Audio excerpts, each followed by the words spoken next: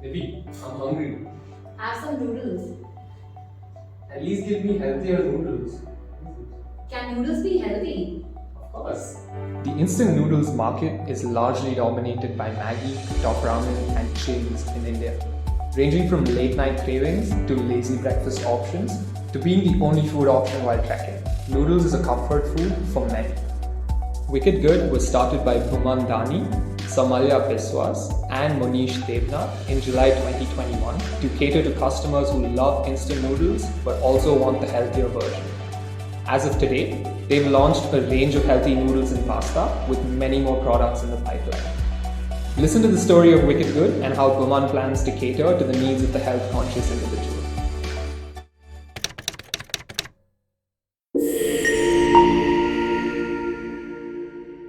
Hey, Bhuman, welcome to the podcast. When I initially thought of reaching out to you, right, I was checking out your profile, and that's when I realized that you had a wicked good resume as well. I would just list it out. So you did an MBA from INSEAD, then you worked at BCG as a consultant, and then you're a two-time founder. So what I want to ask you is, were you always entrepreneurial, or is this something that you picked up after your MBA from INSEAD? Well, to be really honest, I went to INSEAD to become an entrepreneur. The one of the reasons I chose INSEAD as a college is because of their focus on entrepreneurship. But when I went to INSEAD, I met these amazing so-called consultants, and I was swayed by the kind of skills and the kind of communication that they sort of portrayed during group hours, during class hours. I thought if I can get any some of these sort of skills in a short span, I think it would really help me build my venture or whatever I want to do in life. So obviously the interviews are tougher than you think. Just gave a punt, tried, applied to some offices. God was kind. I got multiple offers, and then I chose BCG.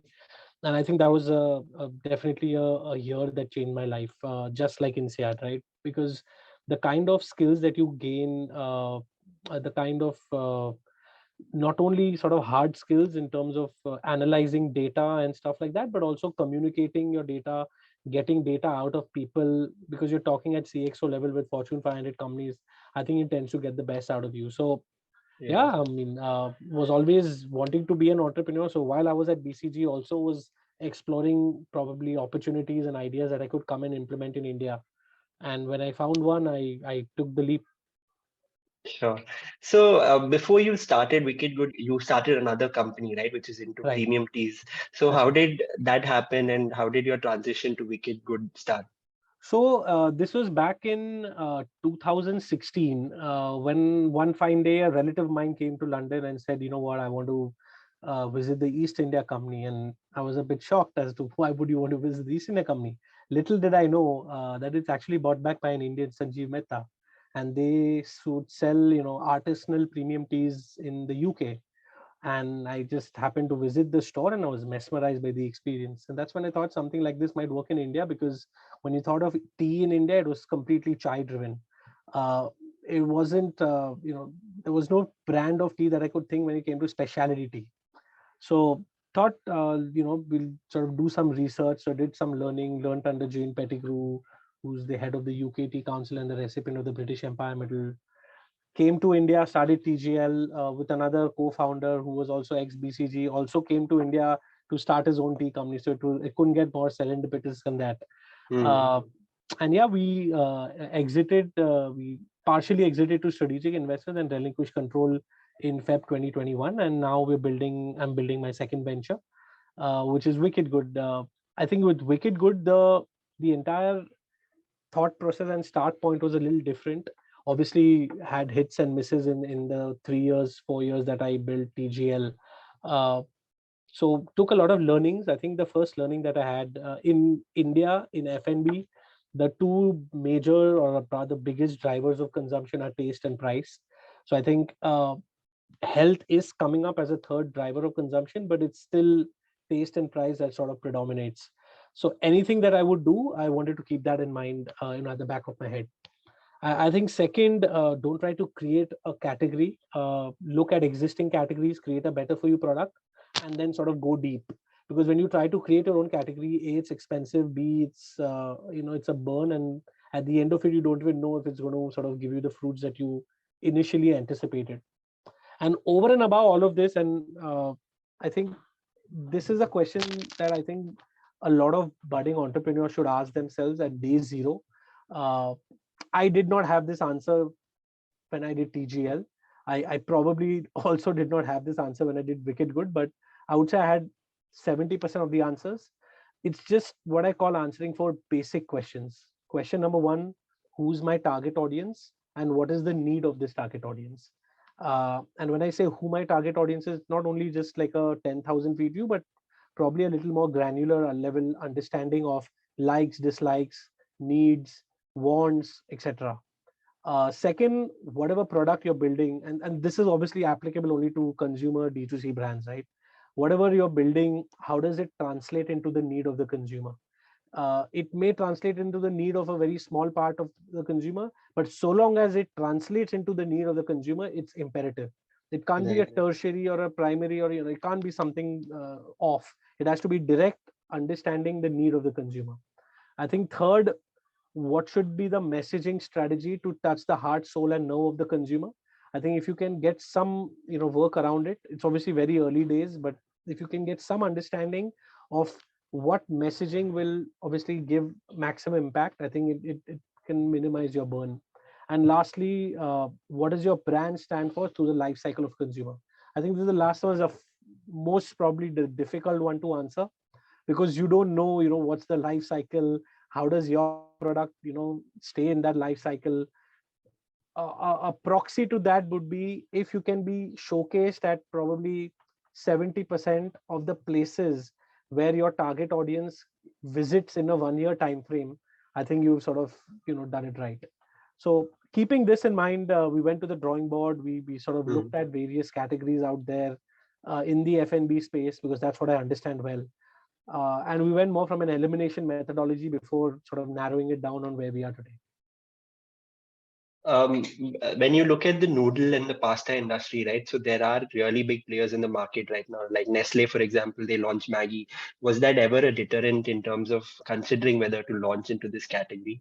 As I said, that helps, right? Because you want to look at large categories. If Nestle wouldn't be there, if Maggie wouldn't be there in our lives today, I would never even think of noodles as a category. It's just because it is so it's such a comfort food for you that whether it's for 5 in the morning, 10 in the morning, or 10 in the night, no one will say no for a Maggie, because it's so comforting. It's just something that you go to. It's a go-to food of many people. So I think that really helps the sheer size of the market. Yes, there is brand sensitivity towards Maggie, and I don't think I am there to disrupt or rather to eat into the share of Maggie per se as a brand. I think there is a strata of society that is looking for healthier options across categories, but it isn't finding anything in this particular category. So I think I am there to cater to those needs. Much rather what green tea did to masala chai back in the days, I think Yeah. healthy instant noodles will do to unhealthy instant noodles probably 5 years from now. And I think that is the growth that we are after. Sure, that's a great analogy, actually. So, Wicked Good as such is an oxymoron. How did you come up with this name? And also, your packaging and your brand name definitely has a great ring to it and gives a great callback. So, what was the thought process behind deciding to go ahead with this brand name? So I think again, coming back to those four questions, right? Because all of this is interrelated. So Yeah. this time I took a little bit of help from experts who have done this probably 100 times, 200 times in their past. So it was first important to understand who the target audience is, and that's when we went to Santosh Desai from Future Brands, and he really helped us, build this thesis. And that's the conclusion was, I think, two sets of audiences. Number one, Gen Z consumers and young millennials who are looking for healthier options but are options devoid, so to say. And I think second, sort of the larger piece, the larger community is mothers, because they're gatekeepers in every family. So if you can target them, and mothers who are on the run, who don't have time to cook a larger meal, I think if you can give them something which is nutritious, at the same time it's much faster to cook, it's completely 100% efficient for them. So if you're going after these two categories, which is Gen Z consumers, who's the sort of the core end user, and the mother who's sort of the gatekeeper before anything comes in the house, it was imperative to have a brand name that resonates with both. Uh, and I think every brand has an insight, right? Surf Excel has an insight, Daag Achhe Hai. I think our insight from whatever, research and surveys that we did, we figured that it was something which has to be really good in taste, at the same time something that's made from really good ingredients. And then that's when we went to Elephant Design for the design thinking piece. And Ashwini and her team really helped us, again, doing a lot of consumer research and studies, surveys to understand, especially with mothers as cohorts. And that's when we said, wicked taste and good ingredients can become your core messaging strategy to touch the heart, so nerve and soul of your target audience, which is mother and Gen Z consumers. So wicked taste, good ingredients, oxymoron. How do you transform wicked indulgent junk food into good nourishing meals is exactly what we stand for as a brand, which is why Wicked Good, resonated really well. Now, also, as a, wicked is a slang for something that's really good for today's Yeah. Gen Z audience, right? How was the party last night? Oh, it was wicked. Mm. It does not have the negative connotation that probably was there in our parents' era. Time, So yeah. I thought Wicked really would resonate well with Gen Z audiences, and at the same time, good because you're transforming that wicked indulgent junk into good nourishing meal using the mother. So the mother's at the core, the Gen Z is obviously using it. So couldn't think of a better name. Yeah, makes sense. I was actually checking the back of the pack and I noticed that most of your products actually have few core ingredients like brown rice, lentils, and stuff. And also, if I were to look at the other features, it has no maida and everything. So, how do you go about your product formulations? So again, I'm not a food scientist, so it was very important for me to get one on board, either in full-time capacity or someone who can really help us and guide us with the R&D piece. Because the core of whatever you build in the food and beverage industry is R&D, right? If you don't have the right product, you can't probably sell it. If you can't sell it, you can't have repeat buyers. You can't build a community. So understood that very early in the game. Got on board Rinka. It took a lot of pushing, a lot of discussions. Rinka spent Yeah. 18 years with Unilever. Rinka Banerjee, when she left Unilever, she was the director for the R&D foods division for the entire South Asia business. She now runs a company called Thinking Fox Consulting, where she helps FMCG majors and mature startups like us, young startups like us, to with their R&D portfolio. So got Rinka on board as an advisor, and she sort of helped us, develop all of these recipes that we're currently doing.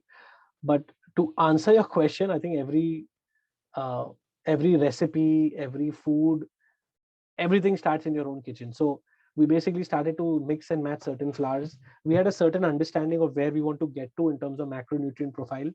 So we started to play around with flours, and when we got some amount of texture, we said, okay, now we need to take it to a lab to do a proper formal trial and see the stability of the product.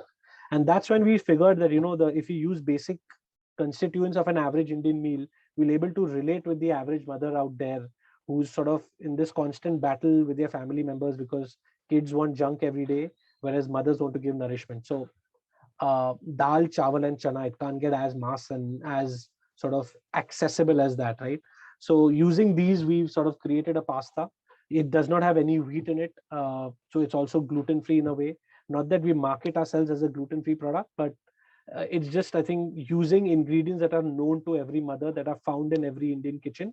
We've created a product which is way higher in terms of nutrition and nourishment. In terms of protein, because of the kind of ingredients we've used, it's 50% more protein than incumbents. In terms of fiber, it's 350% more fiber. And in terms of net carbs, it's 25% fewer net carbs. So all Right. in all, a very well-rounded product with a great macronutrient profile. Right. And I think since you're catering to the Indian market, one important parameter would be the taste, right? So, in Supply Six as such, when we were trying to do our taste test, we have a group of about 25 odd people that we regularly go to ask them for Right. feedback. And that's one way that we judge if our product is worth taking out into the market or not. That being said, how do you do your taste test to ensure that it has a certain amount of quality and taste profile? Well, this is the question that every entrepreneur, I think, in the food, and not only in the food and beverage, but any industry faces, right? oh, let me improve it further, let me wait for the launch, I've never seen a product being launched on time, right? It's always delayed by a few months because you're never sure. You're like, no, I'm sure I can repeat it. But I think Tim Cook, or I think someone at Apple had said this, like if you've launched the perfect product, you've probably launched too late. So I think the same applies here as well. When we started, we thought we had the best product, but we knew we could improve. There was some amount of improvement that we done. There was some amount of delay, but then we said, you know what, let's just get on with it. We'll keep improving the product as and when sort of we grow. So if you happen to taste the first product that we launched in the market, and if you happen to taste the product that we have launched now, there's, I would say, a paradigm shift in terms of experience, especially from a taste perspective. The first one's a little more grainy, a little more raw, and a little more really healthy. Although in terms of macronutrient profile, what we have now and what we had then is the same, but it's just we've improved the process to make the product, the drying temperature, the drying pressure, the drying time, the apparatus used, and now we've sort of come to a product where if you have it with sauce, you won't understand the difference between this and your normal pasta. Got it. Makes sense. So right now, in terms of the products that you've launched noodles and pasta. So now, what's next in terms of the roadmap about the products that you're looking to get into? So we're just going deeper in categories. What we had launched, as I said, was a pasta made from dal, chawal, and chana, which is 100% gluten free. We also did a GI test. It takes a little time to get results done for a GI test, but we finally got them, and it came 52.9, which means we can claim low GI. So we're Okay. now, going a little deeper in the category by also focusing a little, by sort of opening the pyramid, widening a little the funnel, so that we can cater to a wider audience who care more about taste than ingredients or anything else. So we'll have Mm. two ranges and versions in pasta. One would be the low GI gluten-free ingredient range, which would be made from the existing recipe, which is dal, chawal, chana, and other super grains. And then there'll be other one, which will be a semolina range, which will have 70% durum wheat semolina and 30% of dal, chawal, chana, and other super grains. So it's still 2 times fiber as compared to a regular incumbent, but a Mm. little more, in terms of taste, more similar to your existing pasta than our OG was.